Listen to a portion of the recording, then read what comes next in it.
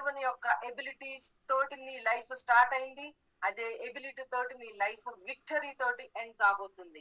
ఆరంభించిన వాడు అంతము వరకు దాన్ని కొనసాగిస్తాడు అని రూఢిగా నేను ఎరిగి ఉన్నా. దేవుడు నీ జీవితాన్ని సమృద్ధి అయిన ప్లేస్ లో బ్లెస్ చేశాడు. అది ఏ బయట నుంచి వచ్చిన ఇన్ఫర్మేషన్ అయినా నువ్వు దాన్ని మాత్రం నువ్వు ఒప్పుకోకు. దేవుడు ఇచ్చింది తప్ప మరి దేన్ని నువ్వు యాక్సెప్ట్ చేయకు. నీకు ఎందుకు ఇక్కడ ప్రాబ్లం వస్తుందంటే అదే నేను చెప్తున్నా. నీ పిల్లల్ని నువ్వు ఎట్లా చూస్తావో దేవుడు నిన్ను అట్లనే చూస్తాడు. నీ లోపల ఉన్న ఎబిలిటీ అది బయటికి రావాలంటే, నీ టాలెంట్స్ బయటికి రావాలంటే ఖచ్చితంగా నువ్వు ఆ ప్లేస్ లో అది నువ్వు మాత్రమే చేయాల్సింది. యాకోబు ఏమంటాడు తెలుసా? నేను సంతోషపడ్డ దినముల కంటే నా యొక్క దుఃఖ దినములే ఎక్కువగా ఉన్నావు. ఇంత జర్నీలో అతనికి ఫైనల్ గా దేవుని దగ్గర నుంచి వచ్చిన రివార్డ్ ఏందో తెలుసా? ఇశ్రాయేలుకు నువ్వు ఒక గ్రేట్ నేషన్ లాగా నువ్వు ఉండేటట్లు నేను నిన్ను బ్లెస్ చేసిన. అదొక్కడి చాలు మనకి దేవుని దగ్గర నుంచి వచ్చే రివార్డ్.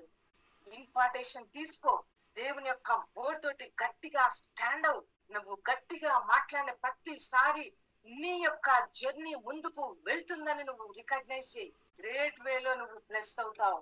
ఇక ఒక నెక్స్ట్ మినిట్ లో నువ్వు చనిపోతావని తెలిసిన నీ హోప్ ని మాత్రం విడిచిపెట్టకు. అప్పటికీ కూడా చెప్పు, నేను సాధిస్తా, నేను అందులో ఖచ్చితంగా నేను ప్రవేశిస్తా, నేను దాన్ని రీచ్ అవ్వకుండా నేను చనిపోను, మరణానికి నా మీద అధికారం లేదు, నేను చేసి ముగించేదాకా నా దేవుడు నా లోపల ఈ జీవాన్ని ఇట్లనే ఉంచుతాడు. మరణం కూడా నీ చేతిలోనే ఉన్నది. మరణానికి కూడా అధికారం లేదు నీ మీద. హెల్త్ కి, సిక్నెస్ కి నీ మీద అధికారం లేదు. నువ్వు దాన్ని ఎలో చెయ్యక. అసలు మొండి ఫెయిత్, స్టబర్న్ ఫెయిత్ తోటి నువ్వు ఎక్కడైనా నువ్వు యాక్టివేట్ చేస్తే అది నీ దగ్గర నుంచి అది ఏదైనా వెళ్ళిపోతుంది. ఎందుకు నాకు ఇక్కడ సిక్నెస్ ఉన్నది, నేను దీన్ని అలో చెయ్యను, ఇది నా దేవుని హోలీ పరిశుద్ధమైన టెంపుల్, ఇది దేవుడు ఉన్న దగ్గర సిక్నెస్ కి అధికారం లేదు. ఆయన ఉన్నాడంటే ఇది నా బాడీ మీద ఉండడానికి అసలు నేను అలో చెయ్యను. జనరేషనల్ గా వచ్చే డిజీజ్ ని నేను యాక్సెప్ట్ చెయ్యను. న్యాచురల్ గా వచ్చేటువంటి చేంజెస్ ని నేను ఒప్పుకోను. నేను దాన్ని చేంజ్ చేయడానికే నేను ఇక్కడ ఉన్నా. 120 years అయినా కూడా మోషే కనుదృష్టి పోలేదు. అది ఇంపాసిబుల్. కానీ మోషేని చూసినప్పుడు యంగ్ ఫెలో లాగానే ఉన్నాడు. ఓకే, నీ మైండ్ సెట్ ని నువ్వు రివర్స్ గా మార్చుకునే స్టేజ్ వచ్చేదాకా నీ బాడీ దానికే ట్యూన్ అయిపోయి ఉంటది.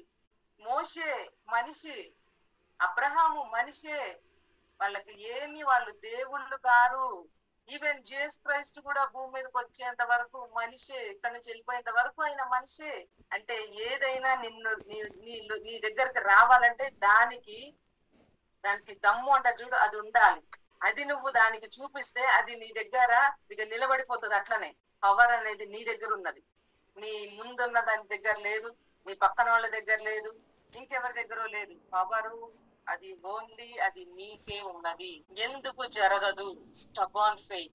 నేను ఎందుకు ఇక్కడ బయటికి రాను? ఎస్, ఈ ఫెయిత్ ఉంటే, ఈ ఫెయిత్ లో నువ్వు మాట్లాడుతున్నావంటే నువ్వు ఆల్రెడీ నీకేదో ఇన్సైడ్ ఇన్ఫర్మేషన్ అన్నది నీకు ఉన్నది.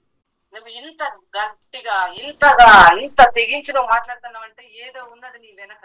అదృశ్యమైనవి పర్మనెంట్ అని నాకు తెలుసు. అవి నేను చేస్తా, సొంతం చేసుకుంటానని నాకు తెలుసు. భాగ్యం సంపాదించుకోవడానికి ఎబిలిటీ ఇచ్చింది ఆయనే, సామర్థ్యం ఇచ్చింది ఆయనే. దేనికి? భాగ్యం. అది హెల్తే గాని, వెల్తే గాని, ఫైనాన్సెస్ గాని, మెరకల్స్ గాని, ఏదైనా ఎనీథింగ్. భాగ్యము సంపాదించుకోవడానికి సామర్థ్యము కలుగజేసిన వాడు ఆయనే. ద్వితీయోపదేశకాండంలో 8వ అధ్యాయం ఉంటది. భాగ్యము సంపాదించుకోవడానికి, స్వస్థత సంపాదించుకోవడానికి, మనీ సంపాదించుకోవడానికి, హెల్త్ సంపాదించుకోవడానికి సామర్థ్యము కలుగజేయవాడు ఆయనే. అరే, ఆయన సామర్థ్యం దేనికైనా ఇస్తున్నారు, నువ్వు చేసుకోవాలి. గాని నువ్వు దాన్ని మల్టిప్లై చేయి. నువ్వు దాన్ని ఒక తలాంత పట్టుకొని వస్తే నువ్వు ఎందుకు పాతి పెట్టినావు? నువ్వు ఎందుకు దీన్ని పాతి పెట్టావు? ఆఖరికి ఆ ఇంట్రెస్ట్ కి నువ్వు ఇచ్చిన ఆ మనీ అది మల్టిప్లై అయ్యేది కదా. నా మనసు సంకుచితము లేదు, నేను దేన్నైనా పెద్దగా చూస్తా. ఎందుకంటే నా దేవుడు పెద్ద దేవుడు. Big God, is a big God. He can do big things. చేసే సామర్థ్యము ఆయన దగ్గర ఉన్నది. సామర్థ్యాన్ని కలుగజేసేవాడు ఆయనే. నువ్వు సంపాదించుకోవడానికి ఆయన సామర్థ్యం కలుగజేస్తా అంటున్నాడు. మరి ఎందుకు నీ లిమిట్స్ తోటి నువ్వు నీ లైఫ్ ని వేస్ట్ చేసుకుంటావు? ప్రభువా నాకు ఇది కాలేదంటే ఇది నీ ఫూలిష్నెస్ తప్ప నా దగ్గర ఏమీ లేదు. నీ సొంత జ్ఞానంతో నువ్వు నీ ప్రపంచాన్ని క్రియేట్ చేసుకున్నావు. ఇది నాకు ఇష్టమైనది కాదు. నేను ఎప్పుడు పాలు తేనెలు ప్రవహించే దేశం అంటే అది ఎప్పటికీ ఫ్లోతూనే ఉంటది. మిల్క్ అండ్ హనీ అంటే ఆశీర్వదించబడింది. ఆ దేశానికి ఆ దేశపు పౌర హక్కు నీకున్నదంటే నువ్వు కొంచెమన్నా నువ్వు డెకరేట్ చేసుకోవాలి కదా. నిన్ను నువ్వు చూపెట్టాలి కదా. కొంచెమన్నా నువ్వు అసలు ఎక్కడో, నువ్వు ఎవరో, నువ్వు ఎక్కడ ఏది ఏందో అని నువ్వు ఒక ఐడెంటిటీ అనేది ఉండాలి కదా. ఒకటి కొన్నిసార్లు మనము చెప్పుకోవాలి కొన్నిసార్లు